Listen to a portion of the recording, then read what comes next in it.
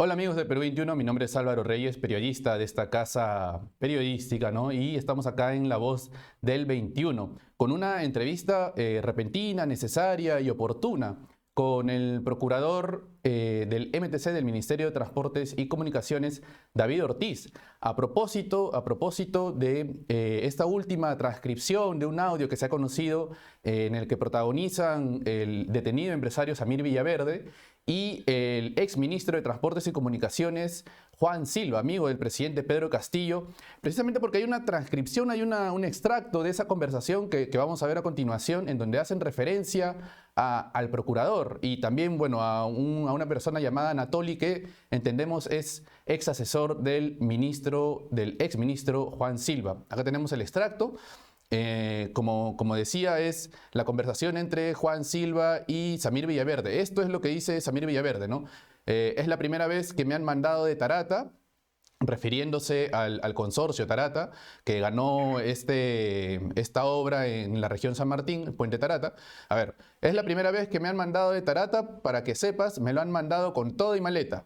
Entonces, este es inteligible esa parte, esta es la primera gestión que hemos logrado, falta una que es esa rapidísima, también que es la que se acuerda que Anatoly tenía que hablar con el procurador. La empresa ya dio la cartita, solamente está esperando que nos digan cómo lo mandamos para que el procurador llegue a una conciliación. ¿Se acuerda de ese tiempo? Entonces, esa es la referencia que hacen al procurador y para eso lo tenemos con nosotros enlazados. ¿Qué tal, procurador Ortiz? Buenas tardes. Buenas tardes, estimado Álvaro. Te agradezco bastante por la entrevista porque eso me permite aclarar diversos puntos que se vienen comentando en los medios de comunicación. Yo quedo atento Sí. a sus preguntas. Cuéntenos, por favor, ¿por qué hacen referencia al procurador? Entendemos que es el procurador del MTC, es usted, en todo caso. ¿Por qué Samir Villaverde hace referencia a usted? Y además a Anatoly, que vendría a ser Anatoly Brediñana, entendemos que es el ex asesor del ex ministro Juan Silva. Bueno, como decía, te agradezco tu pregunta porque esto me sirve para aclarar diversos puntos. Con respecto a la mención del procurador, en el audio que se ha podido difundir la semana pasada, es importante señalar que el señor Samir Villaverde comenta de que no se olvide de hablar con el procurador, ¿no? Así es. Esto es lo que debe quedar claro, que hay una intención de hablar con mi persona para supuestamente favorecer a una empresa que está que su rubro es la construcción de puentes a través de una conciliación. Al respecto, estimado Álvaro, debo señalar de manera tajante de que esa supuesta conciliación al que se hace referencia en este audio, pues no existe. No se ha dado ninguna conciliación con una empresa de rubro de la construcción de puentes y otro, no hubo ninguna presión por parte de algún funcionario que pretenda pues direccionar mi estrategia de defensa en desmedro de los intereses del Estado. Al contrario, en mi gestión venimos ejerciendo de la defensa del Estado de manera férrea y prueba de eso es que del año, por ejemplo, 2019 al 2022, la Procuraduría ha evitado que el MTC desembolse más o cerca de 800 millones de soles a favor de empresas contratistas. Este es el escenario que puedo comentar. Ahora, hay un comunicado al respecto del MTC, lo hemos leído. Ahí lo que se descarta es básicamente lo que usted menciona, doctor, o sea, que no hubo ninguna conciliación no, con una empresa constructora, pero quería consultarle si es que hubo algún contacto de parte de Anatoly Brediñana de repente con usted, de repente se acercó para hacerle referencia a esta conciliación.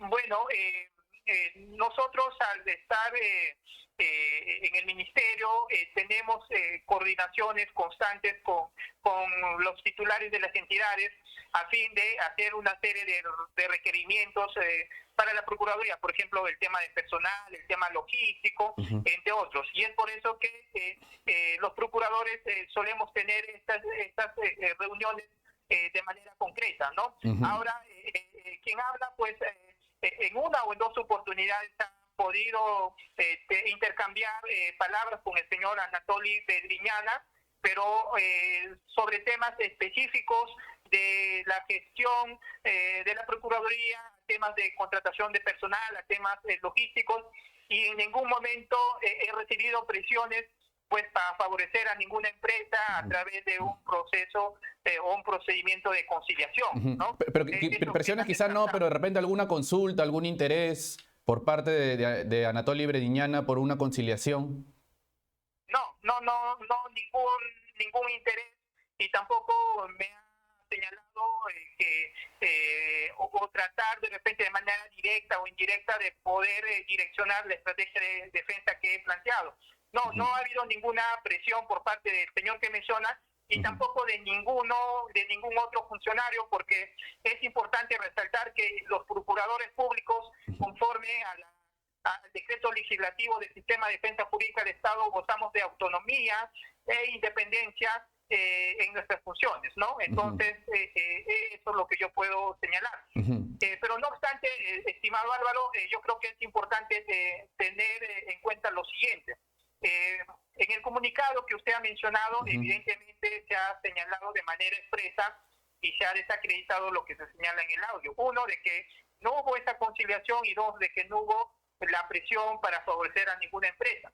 Pero, digamos, en aras de la transparencia, he podido verificar el sistema de control de legajos de la Procuraduría, es decir, la base de datos, y verificar si es que hubo alguna propuesta conciliatoria de algún consorcio del rubro de construcción de puentes que haya planteado justo en esas fechas donde se señala en el audio, ¿no? Que es creo que 4 de noviembre del 2021. Del año pasado. Y por ejemplo, en la Procuraduría, después de la revisión hemos podido encontrar de que hubo una propuesta de conciliación de un contratista. Y te comento brevemente, sí, a ver. La única aproximación que la Procuraduría tuvo con respecto a una conciliación con una empresa dedicada a la construcción de puentes. Te comento brevemente la historia. Por ejemplo, en el año pasado, el 21 de septiembre, un consorcio del rubro de la construcción de puentes envía un oficio al señor ministro de Transportes en ese entonces, Juan Silva, para poder llegar a un acuerdo conciliatorio con respecto a unas obras que en la actualidad están en el marco de un proceso arbitral. ¿Por qué están en el proceso arbitral? Porque la entidad ha resuelto el contrato por una serie de incumplimientos contractuales de la contratista. En consecuencia, al no cumplir con sus obligaciones, la entidad lo resuelve, y el contratista, conforme a la ley de contrataciones, al no estar de acuerdo con esta resolución de contrato, somete esa controversia arbitral. Y en la actualidad tenemos un proceso arbitral, ¿no? Esto es como antecedente. Entonces, este contratista presenta esta carta dirigida al ministro, y el despacho, la alta dirección, lo traslada a Provías Nacional, porque es una obra de Provías Nacional. En Provías Nacional, por ejemplo, con el memorándum 2038-2021, traslada esta propuesta, esta carta a la Procuraduría, y en el cual me solicita que yo emita un informe, porque como este contrato ya estaba en el marco de un arbitraje, el que tenía que pronunciarse sobre la viabilidad era la Procuraduría Pública, ¿no? Esto lo hace el 4 de octubre del 2021. Yo el mismo octubre del 2021, estimado Álvaro, devuelvo esa carta, porque había dos elementos que observé. El primer elemento era de que en esta carta no había ninguna propuesta conciliatoria, ¿no? Y dos, que ese pedido o esa propuesta de conciliación, al estar el contrato dentro de un arbitraje, debería hacerlo dentro de los conductos legales correspondientes, es decir, que esta propuesta de conciliación debería hacerlo en el marco del proceso arbitral que está entrando. ¿Por qué menciona, doctor, disculpe que lo corte ahí, por qué menciona que no era una propuesta de conciliación? ¿Qué era lo que en todo caso exigía? Porque no entiendo de otra manera. En la carta solamente de manera general se decía, solicito una reunión para poder llegar a un acuerdo con respecto a las controversias, y así pues llegar a una conciliación etcétera. Pero de manera general, pero no existía, digamos, esa fórmula conciliatoria. Ahora, entonces, es por eso que yo devuelvo y digo que no hay ninguna fórmula conciliatoria, pero además esta no es el mecanismo para dar este procedimiento conciliatorio, sino debe hacerlo a través del proceso arbitral. Ya, ahora, Y es por eso, no nos ha dado todavía el nombre del consorcio. ¿Usted recuerda qué nombre y sobre todo la obra? ¿En qué región? ¿En qué consistía esa obra que finalmente, o ese contrato que fue finalmente resuelto? mira, es una obra que está vinculada a la construcción de puentes en Puno, y por un tema de confidencialidad, porque los procesos arbitrales, de acuerdo a la ley de arbitraje, están sujetas a confidencialidad. Yo en este momento pues no podría decir el nombre del consorcio, ¿no? Ajá. Ya eso es lo que yo puedo señalar, porque hay una prohibición expresa que si es que yo infrinjo esto, puedo ser sometido a una sanción, y yo creo que la idea es hacer las cosas bien, ¿no? Ya, entonces doctor, entonces usted devuelve ese pedido de conciliación y ¿cuál es la situación de ese proceso? Por eso, yo devuelvo y digo que sea pues tramitado por los canales correspondientes, es decir, a través del proceso arbitral que ya estaba en trámite. Y es así que el 30 de diciembre el Tribunal Arbitral nos traslada la propuesta conciliatoria del contratista y nos da un plazo de 10 días para que nos pronunciemos con respecto a esa propuesta, ¿no? Entonces, lo que hacemos nosotros, junto al equipo técnico de Provías Nacional, es hacer un análisis de procedencia de esta solicitud conciliatoria, y evidentemente la posición de la Procuraduría, del Ministerio de Transportes y Comunicaciones, fue oponernos a esta conciliación porque era desventajosa para los intereses del Estado. ¿Por qué era desventajosa para los intereses del Estado? Porque lo que se proponía en esta fórmula conciliatoria eran dos temas. Uno, que el Ministerio de Transportes, en este caso Provías Nacional, deje sin efecto la resolución de contrato, ¿no? Y dos, que el consorcio se desistía del proceso arbitral. Entonces, evidentemente, dejar sin efecto una resolución de contrato en términos concretos y objetivos es prácticamente perdonarle el incumplimiento contractual del contratista, y además perdonarle penalidades, ¿no? Y eso pues no era conveniente para la defensa de los intereses del Estado, y es por eso que yo de manera tajante, con un escrito en fecha 28 de enero del 2022, comunico al Tribunal Arbitral y señalo que la Procuraduría Pública no acepta la propuesta conciliatoria presentada por el contratista y solicito la continuación del proceso arbitral. Y en este momento el proceso arbitral está en trámite. Hace una semana ya se ha dado la audiencia de informes orales y estamos a la espera de que el Tribunal Arbitral emita el laudo correspondiente, ¿no? Esta es más o menos la historia general que quería aclarar. Claro. Estimado Álvaro. Dos últimas preguntas, doctor, al respecto. Entonces, en el audio, en realidad también, como es un audio un poco abierto, ¿no?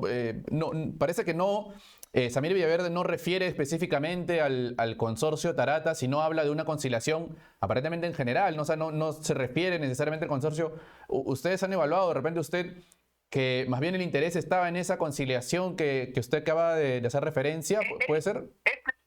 Es la única que se ha dado en el marco de este contexto, porque en principio también se podría pensar que esta conciliación está vinculada al consorcio Tarata. Exacto, sí. Pero al respecto es importante señalar que en este caso del consorcio Tarata, la entidad ha declarado la nulidad del contrato y no ha habido ningún proceso conciliatorio para resolver esta controversia. Entonces, a lo que podemos pensar por el contexto es de repente a este proceso conciliatorio que acabo de mencionar, pero con respecto al consorcio Tarata, ni siquiera se ha dado la intención para que se pueda conciliar, porque no va, porque el contrato ha sido declarado nulo, porque el consorcio ha vulnerado el principio de presunción de veracidad al presentar un documento inexacto al momento de la contratación, ¿no? Una otra consulta más al respecto. ¿A cuánto ascendía ese contrato con este consorcio y cuánto de penalidad quería evitar en todo caso, ¿no? Si ustedes de repente han hecho el estimado? Son dos contratos. contratos, son dos contratos que están vinculados a puentes, a obras destinadas a satisfacer esta necesidad en Puno, y ambos contratos suman aproximadamente cerca de 60 millones. Ahora, con respecto a las cantidades, no lo he podido cuantificar porque eso le corresponde a la área de ejecución contractual de Provías Nacional. Pero sí, los incumplimientos eran constantes y de manera pues grave, y por lo tanto pues imagino que las penalidades también han sido de manera considerable, ¿no? Ahora, una última consulta, doctor. ¿Y usted cómo percibió la gestión del exministro Juan Silva, en todo caso? Porque ya se le imputan muchos delitos que son graves, ¿no? Delitos de función, de direccionamiento de obras. En su gestión como procurador, ¿no advirtió algún tipo de actividad ilícita o irregular que le puede haber llamado la atención y que eventualmente significara una denuncia de parte de usted? Estimado Álvaro, nosotros como Procuraduría Pública somos los principales interesados en que se esclarezca este caso y que los entes correspondientes determinen la responsabilidad que corresponde y que caiga todo el peso de la ley a las personas que han infringido y que han cometido ilícitos. Por parte de la Procuraduría se han iniciado las acciones en defensa de los intereses del Estado. Y, por ejemplo, solamente para señalarte con un caso en concreto de cómo hemos alertado algunos aspectos y con esto cautelar de manera eficiente los intereses del Estado, por ejemplo, el tema de Tarata, que todo el mundo está hablando en los medios de comunicación. Cuando nosotros tomamos conocimiento del consorcio Tarata 3, que este consorcio, pues, presuntamente había cometido actos de corrupción para poder obtener la buena pro, nosotros, quien habla, envía un memorándum al director ejecutivo de Provías descentralizado y le pide así de manera expresa de